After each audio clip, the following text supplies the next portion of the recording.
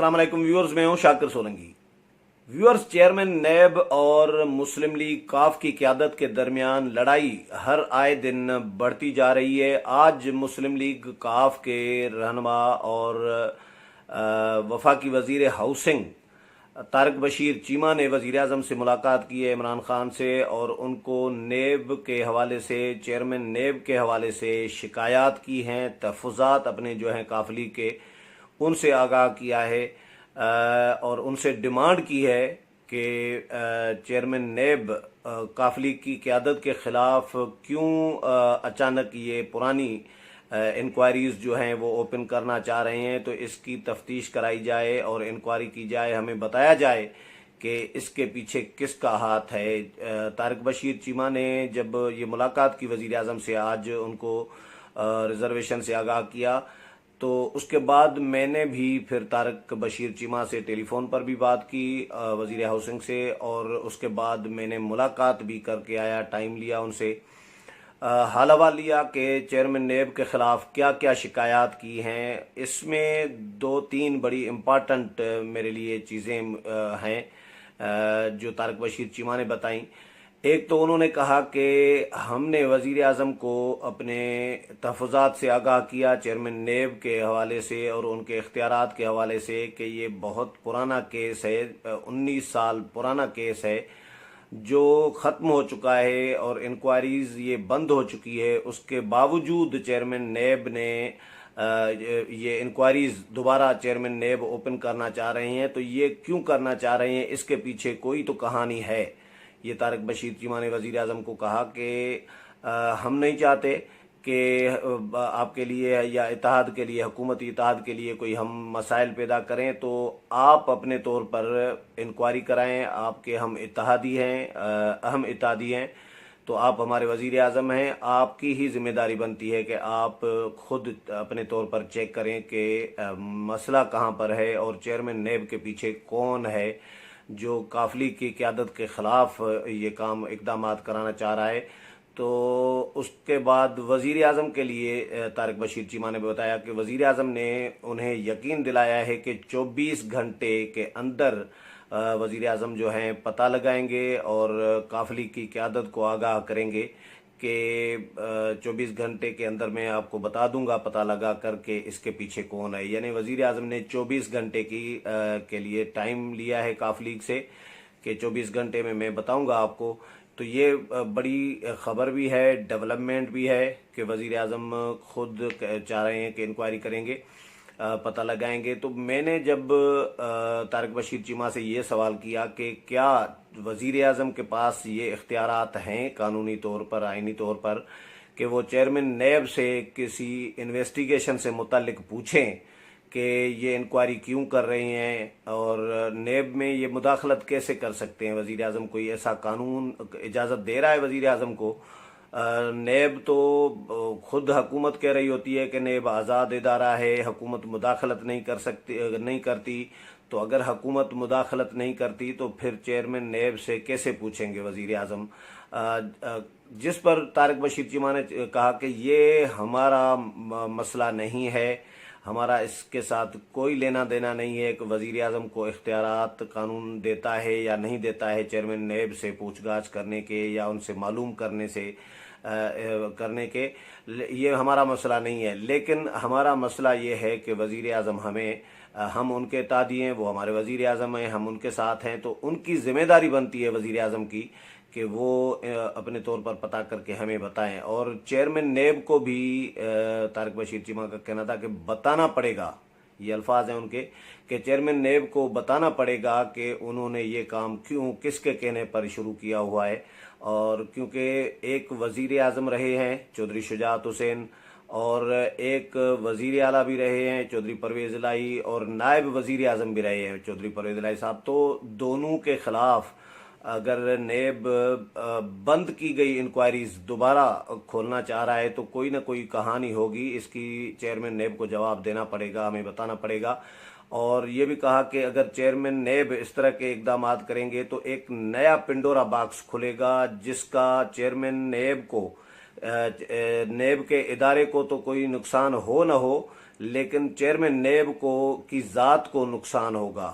یہ بڑے الفاظ ہیں، میں ذمہ داری سے کہہ رہا ہوں. یہ طارق بشیر چیمانی، یہ ایک تھریٹ کا جو انداز ہے جو میں نے نوٹ کیا کہ ان کا یہ کہنا تھا کہ چیئرمین نیب نے اگر اس طرح کے نئے پنڈورا باکس کھولے تو چیئرمین نیب کے ادارے کو تو نقصان ہو نہ ہو، لیکن چیئرمین نیب کی ذات کو نقصان ہوگا. اور یہ بھی کہا ساتھ میں کہ ہمیں بھی نقصان ہوگا لیکن حاصل کچھ نہیں ہوگا اس سے. تو یہ جنگ جو ہے نیب اور کافلی کی یہ بڑھتی جا رہی ہے. وزیر اعظم نے 24 گھنٹے کا ٹائم لیا ہے کہ 24 گھنٹے کے بعد جو ہے کافلی کی قیادت کو بتائیں گے.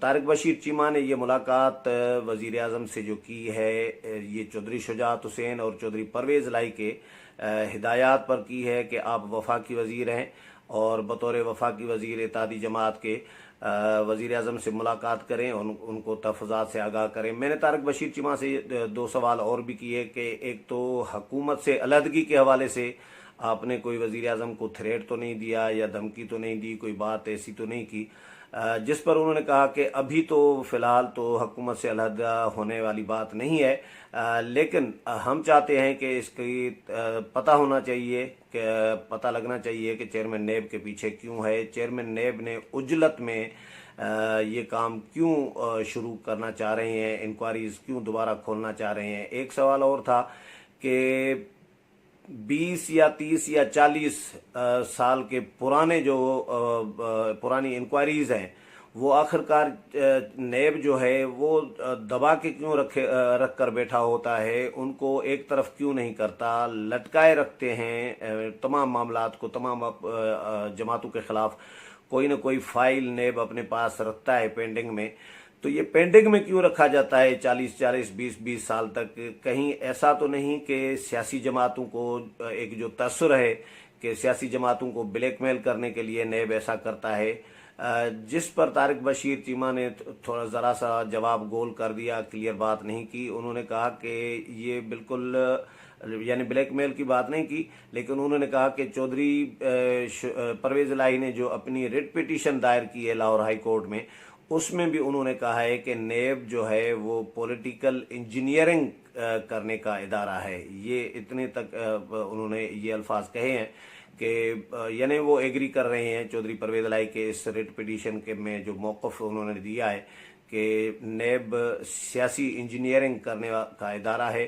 تو نیب کے احتساب کے حوالے سے کاف لیگ جو ہے کئی دنوں سے ناراض نظر آ رہی ہے، اور کاف لیگ کے لوگوں سے اور لوگوں سے بات ہوئی ہے. چودھری پرویز الہی کے جو قریبی ذرائع ہیں ان سے بھی میں نے بات کی اور ان سے یہ بھی معلوم کیا کہ آخرکار ہو کیا رہا تھا. تو انہوں نے یہ بتایا کہ ہمیں یہ پتہ لگ گیا تھا، نیب کے قریبی یعنی اندر سے نیب کے اندر سے ہی پتہ چلا ہوگا یقیناً کہ چیئرمین نیب نوٹس جاری کرنے جا رہے ہیں چودھری برادران کو اور نئی انکوائریز دوبارہ انکوائریز شروع کرنے جا رہے ہیں. تو جیسے ہی ان کو اطلاع ملی تو انہوں نے فوری طور پر جو ہے لاہور ہائی کورٹ سے رجوع کیا اور درخواست دائر کر دی کہ نیب کو روکا جائے کہ وہ نوٹس جو ہے طلبی کا سمن جو ہے وہ جاری نہ کریں، اور جو پرانے مقدمات ہیں 37 سال یا 19 سال پرانا ان کو دوبارہ نہ کھولے، کیونکہ یہ انکوائریز ختم ہو چکی ہیں. اب نئے سرے سے یہ انکوائریز نہیں کھولی جا سکتی.